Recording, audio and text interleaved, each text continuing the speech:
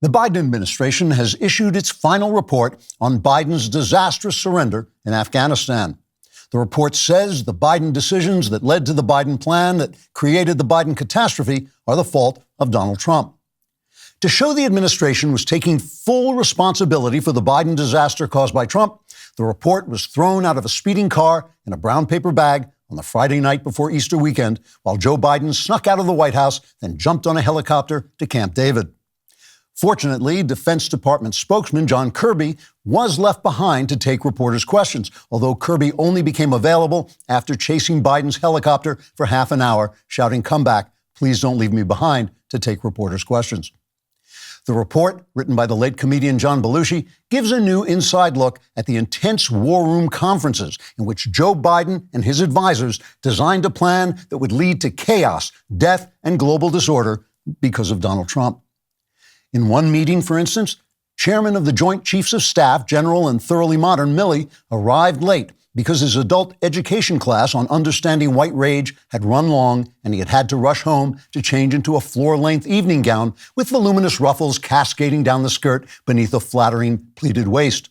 Swanning gracefully back and forth across the war room, General Modern repeatedly advised Biden that at least 2,500 U.S. troops should remain in Afghanistan in order to entertain the Taliban conquerors with an ever-so-fun synchronized dance routine reminiscent of the Rockettes, only more gay. General Willie Milley felt this would atone for generations of systemic American racism with a show of support for LGBT causes until the Taliban finally learned that trans women are women and should be oppressed and beaten just like all their other women. Milley said, quote, "It isn't fair for the Taliban to murder girls for trying to get an education while boys who dress up as girls are only murdered for dressing up as girls," unquote. As the meeting continued, Admiral of the Ocean Waves, Richard Levine, suggested that he, or possibly his twin sister Rachel, who was conveniently also himself, would send a flotilla of ships to Afghanistan to distribute pamphlets to the Taliban explaining why healthy children should be sexually butchered. That suggestion was tabled after it was discovered that the Taliban was already perfectly happy to butcher children, and also Afghanistan is landlocked. Speaking for the intelligence community, U.S. National Security Director Vladimir Kumpao said American agents should undermine the Taliban by infiltrating Catholic churches in America.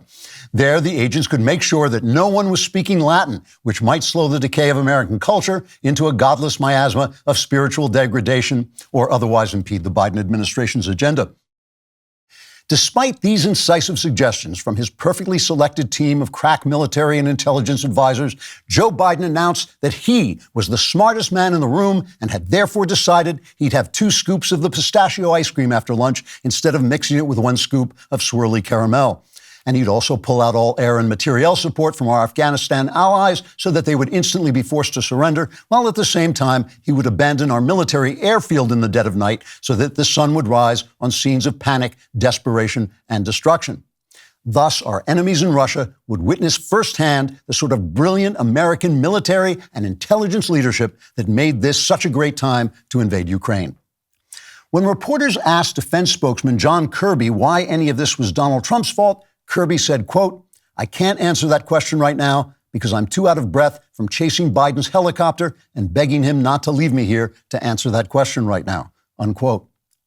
White House spokeswoman Karine Jean-Identity Hire did respond to reporters' questions, however, saying, quote, "This president takes full responsibility for blaming Donald Trump. Now it's time to leave the past in the rearview mirror and stop even looking in the rearview mirror, but instead look to the future where China is conquering Taiwan. So let's stop looking to the future also and just close our eyes and drive blindly until we hit a tree, which will be Donald Trump's fault," unquote.